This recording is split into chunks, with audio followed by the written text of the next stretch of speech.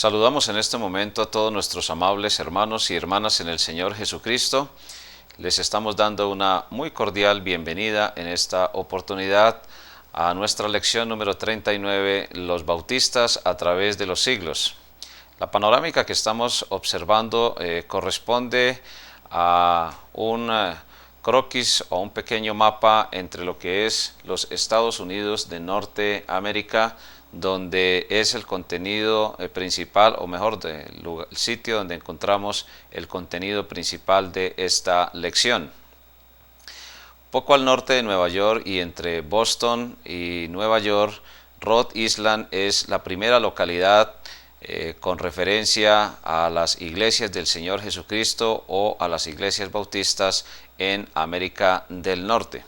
Cerca de 5.000 kilómetros tuvieron que cubrir las personas que venían desde el país de Gales para poder llevar el Evangelio del Señor Jesucristo. Estos cerca de 5.000 kilómetros que se cubrieron cerca del año 1630, cuando los primeros misioneros llegaron desde Nueva Inglaterra, o mejor, que llegaron desde Nueva Inglaterra a Rhode Island. Como ya estamos diciendo, los primeros bautistas se asentaron en la parte del sur de Boston, en una comunidad denominada de esa manera.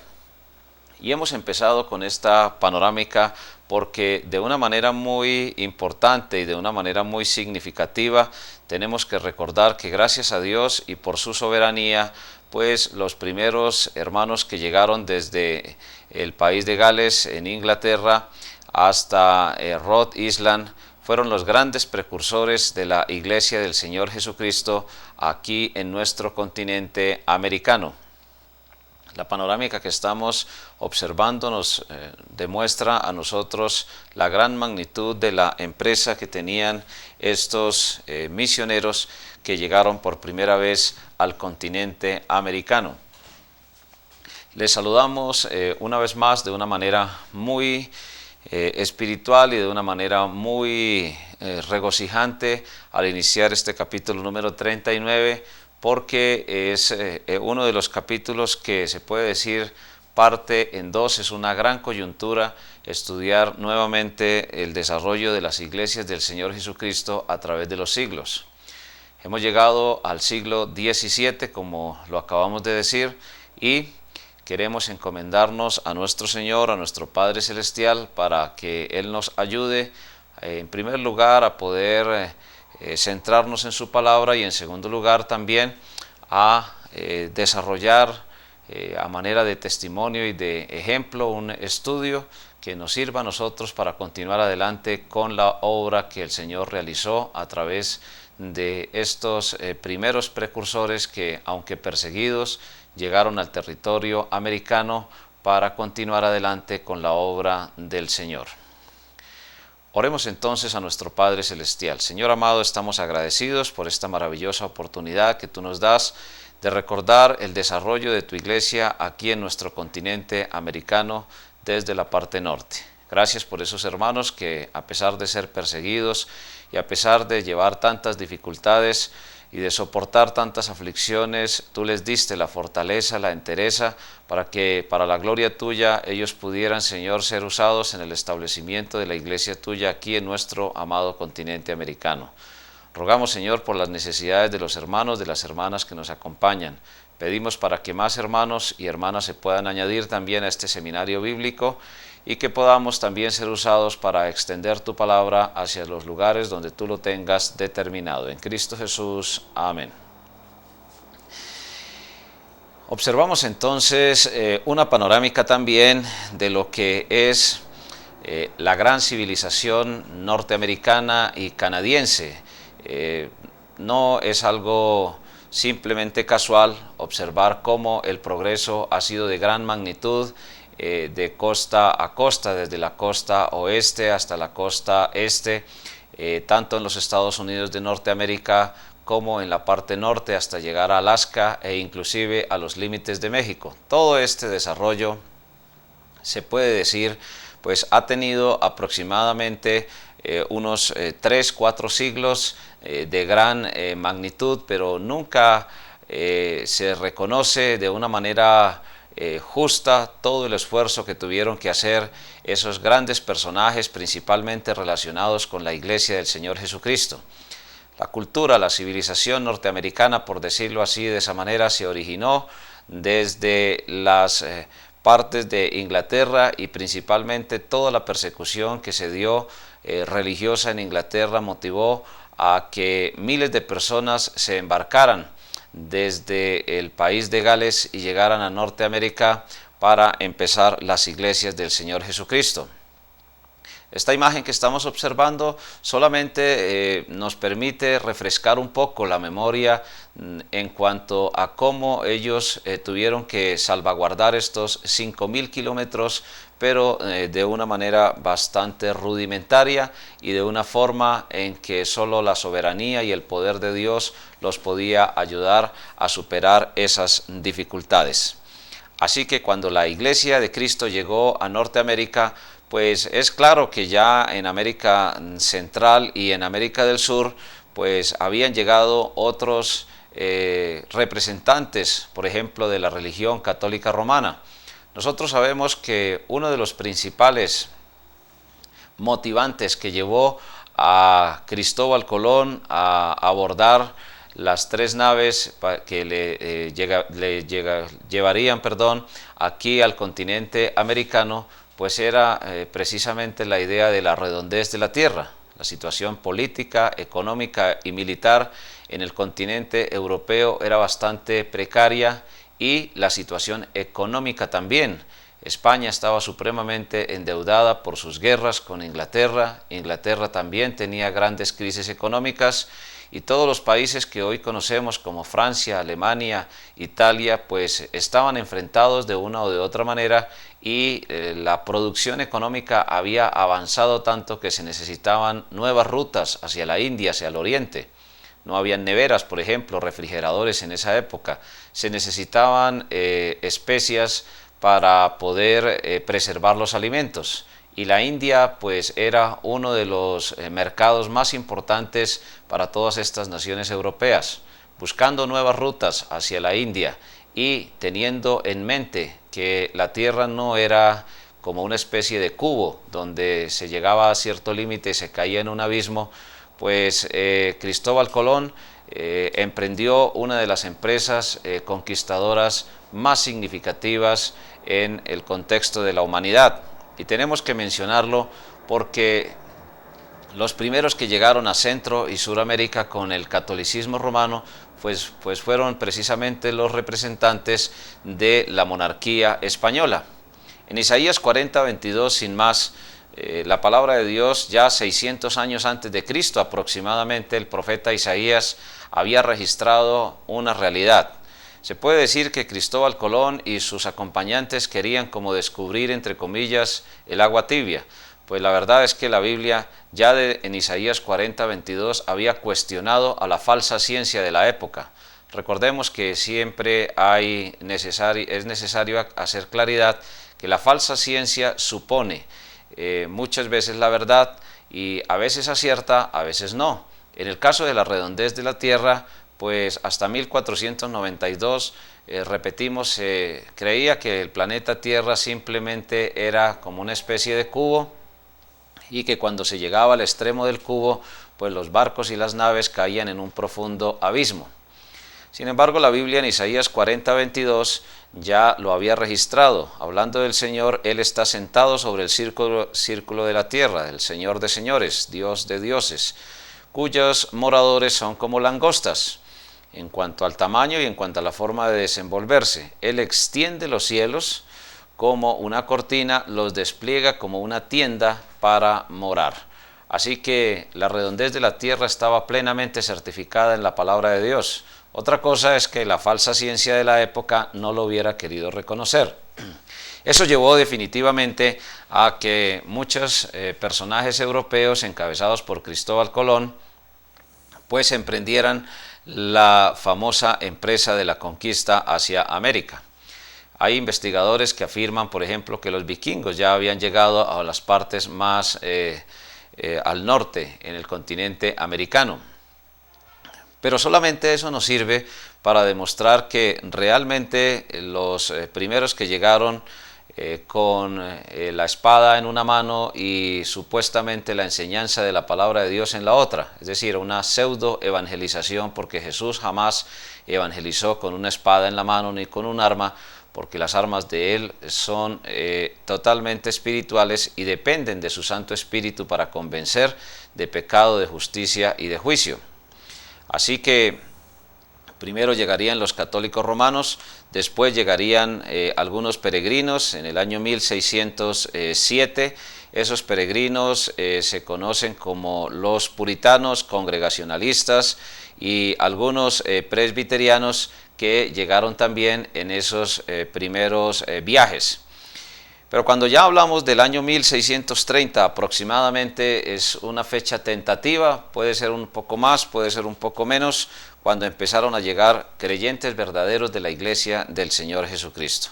En pleno siglo XVII, entonces tenemos que resaltar en la página número 260 de nuestro material, la primera iglesia de Newport. Han salido gran número de personas para formar otras muchas iglesias bautistas.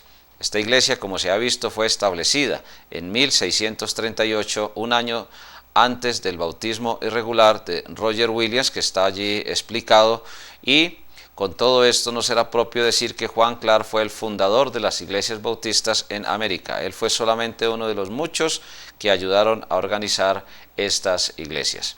Así que, apreciados hermanos y hermanas, lo primero que tenemos que resaltar, se habla en el libro que tenemos de cerca de 26.500.000 bautistas en los Estados Unidos de Norteamérica.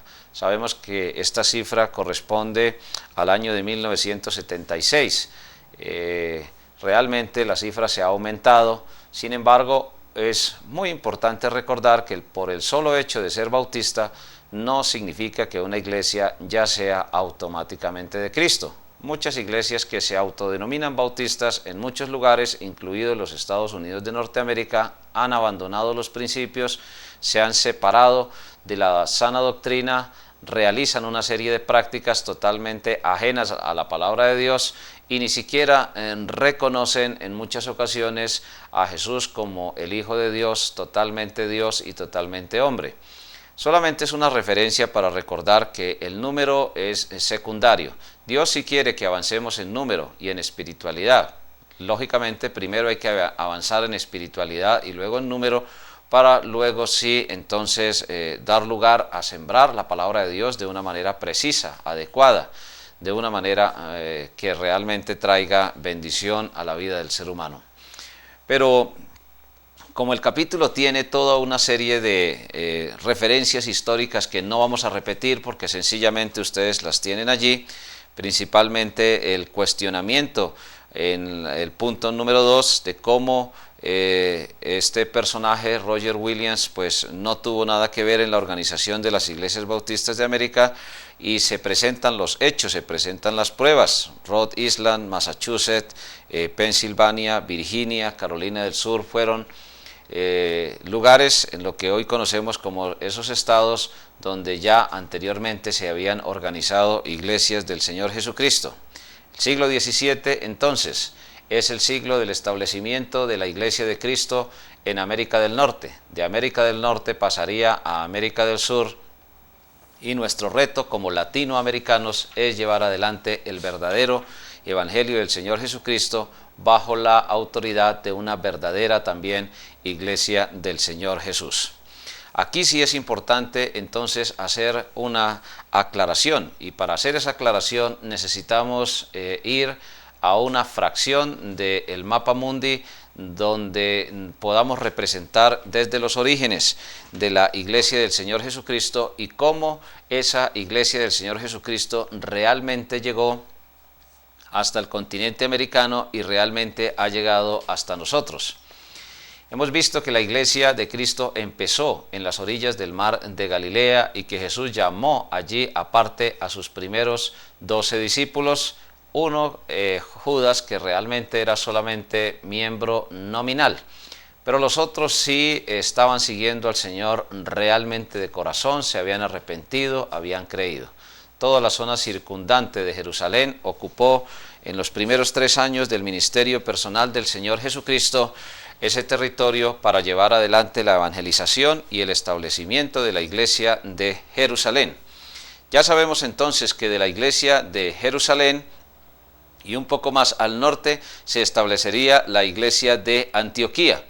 Desde este sitio de Antioquía el evangelio se repartiría inicialmente hasta las zonas de Asia, en Galacia por ejemplo, las zonas también de Europa, la parte de lo que hoy conocemos como Grecia, Tesalónica, Filipos, iglesia en Corinto, la iglesia en Roma. Se puede decir que esos fueron los ejes principales del primer siglo.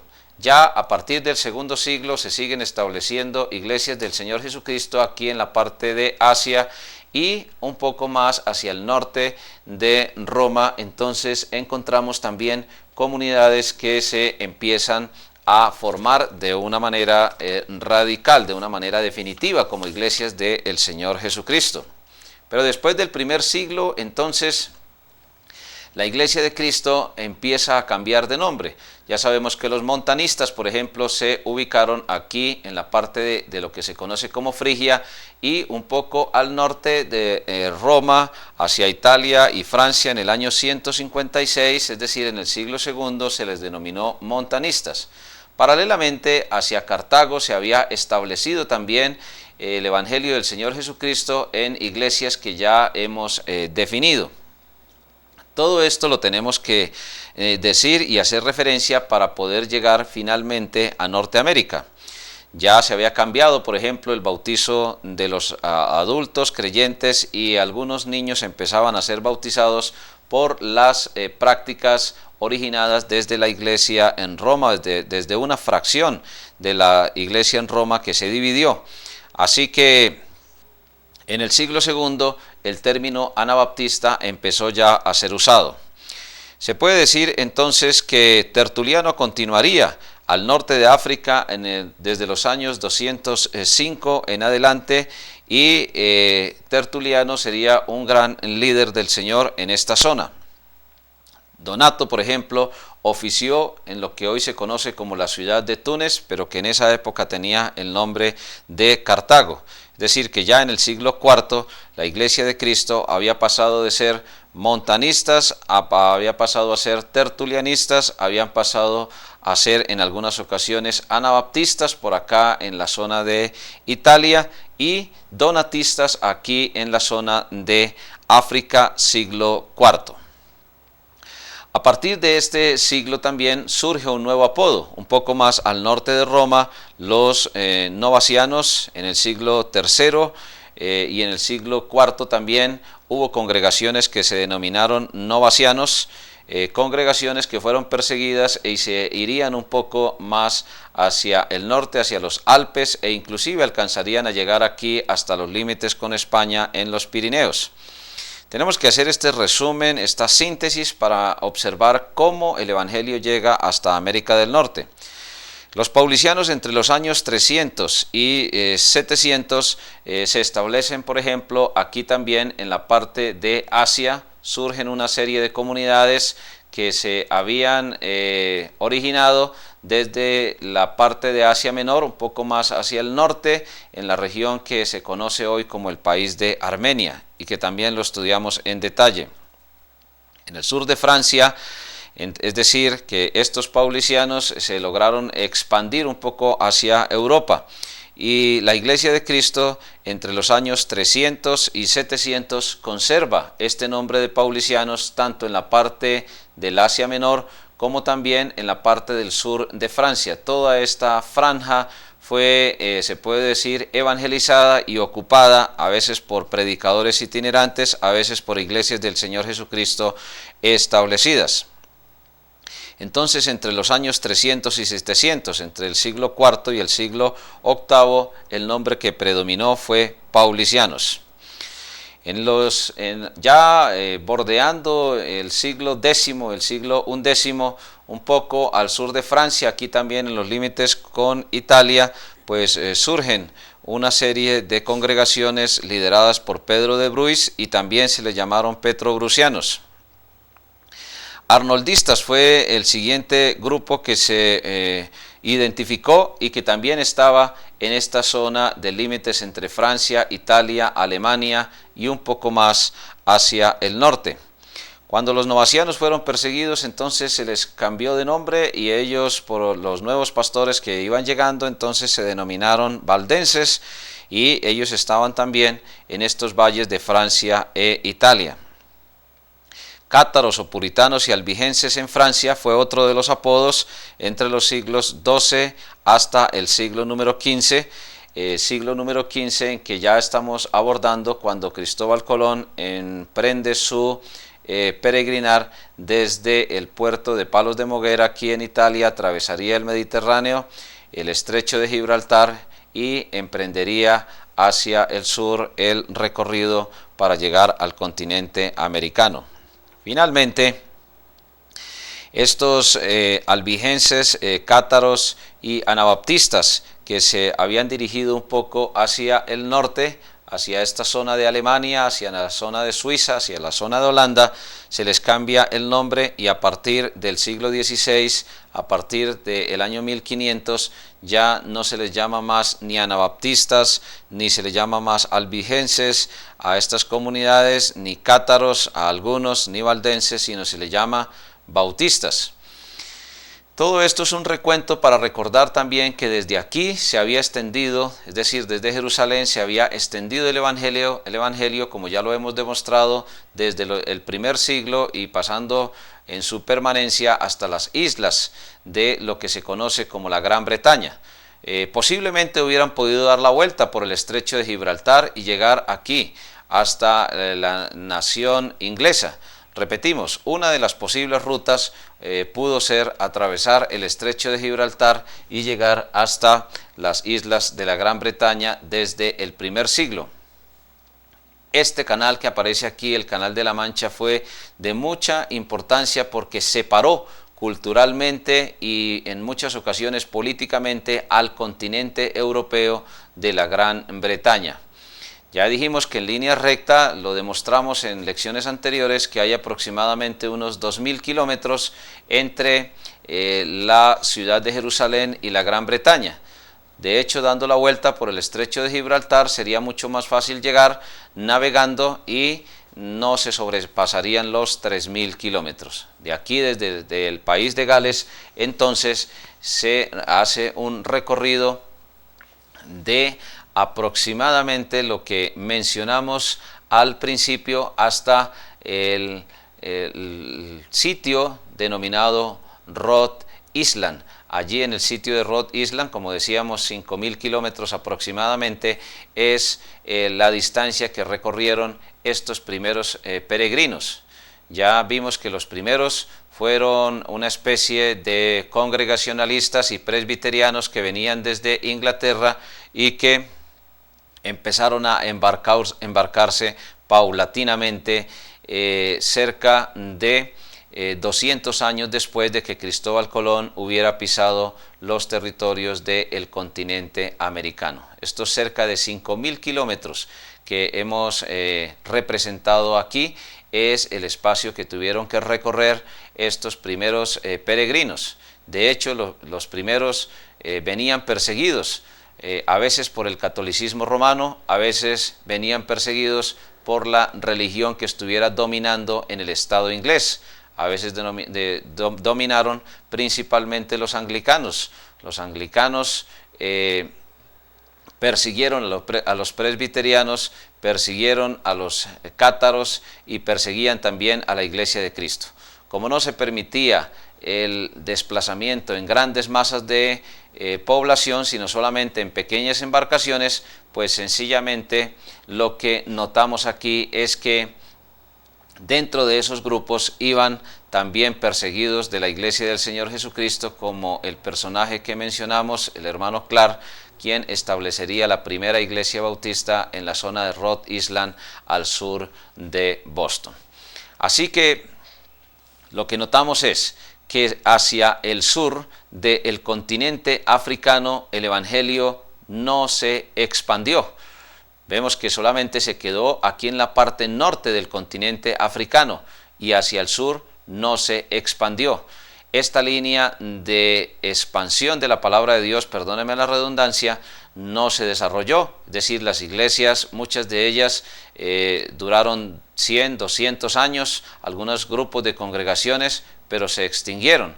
De ahí la crisis espiritual que vive hoy el continente africano. Tampoco la línea que venía desde Asia en desarrollo del continente asiático, tampoco se expandió esa línea de la Iglesia del Señor Jesucristo. En Europa se puede decir que en Europa lo más significativo fue Alemania y Suiza y Holanda, lugares donde se preservaron las iglesias del Señor Jesucristo, porque en Italia sabemos que definitivamente los gobernantes y los políticos lograron dominar, por decirlo así de esa manera, la estructura religiosa, tanto en Francia como en Italia como en España. Así que desde Jerusalén, Antioquía, pasando por la Gran Bretaña con toda la influencia que tuvieron de las iglesias que hemos visto aquí, novacianos, albigenses. En Italia se logra consolidar la obra del Señor en el norte de Italia, y todo esto influye para que en Inglaterra también se consoliden las iglesias de Cristo, resistan la persecución y lleguen finalmente hasta el continente americano. Así que, hermanos y hermanas, la única línea directa para que después de 20 siglos la Iglesia de Cristo haya continuado adelante es la que hemos trazado, de Jerusalén a Antioquía, de Antioquía a parte de Asia a Europa, de Europa fortalecieron las iglesias que se habían formado desde el primer siglo en Inglaterra, desde Inglaterra hacia Estados Unidos y desde Estados Unidos hacia todo lo que nosotros conocemos como el resto del territorio en Centroamérica. Y de hecho de Centroamérica entonces pasaría el Evangelio a las comunidades que hoy en día estamos desarrollando el trabajo del Señor en América del Sur. Es muy vasto todavía el territorio, faltan muchas obras del Señor, por ejemplo en el Brasil, en Venezuela, por ejemplo en la gran nación Argentina, en Chile. Son naciones que todavía, iglesias del Señor Jesucristo de completa sana doctrina, aún de nuestro compañerismo. No sabemos si existan otro tipo de congregaciones allá que proclamen la sana doctrina, porque pues los propósitos de Dios y la soberanía de Dios no la conocemos. Pero tanto en estos territorios como en la parte del Caribe todavía hace mucha falta predicar el Evangelio del Señor Jesucristo y sobre todo establecer iglesias que sean también columnas y baluartes de la verdad, como lo ha sido la Iglesia de Cristo en estos 20 siglos. Salvos, sabemos que familia de Dios se puede afirmar categóricamente, con bastante firmeza, que hay en todas las religiones. Una cosa es la familia de Dios, creyentes de todas las congregaciones o en cualquier lugar del planeta o aún sin pertenecer a una congregación. Una persona puede arrepentirse y creer y eso le da la salvación, el perdón de los pecados. Pero el desarrollo de la Iglesia de Cristo como cuerpo de Cristo, pues todavía está bastante atrasado en muchos lugares de nuestro continente y del continente asiático y también del continente africano, por no decirlo también en el continente australiano. Esta exposición un poco extensa que hemos realizado es para demostrar cómo realmente la Iglesia de Cristo en estos 20 siglos se ha mantenido de una manera firme, siempre proclamando la sana doctrina. El Evangelio necesita ser predicado, es con bastante mansedumbre, dice la palabra de Dios, que debemos presentar defensa con mansedumbre cuando se nos demande la razón de nuestra fe. Así que lo que hemos visto es cómo la Iglesia del Señor Jesucristo llega a los Estados Unidos de Norteamérica y lo hace de una manera que puede trazar su origen desde Cristo, desde los lugares de Jerusalén y Antioquía, hasta llegar desde el siglo XVII a nuestro amado continente americano.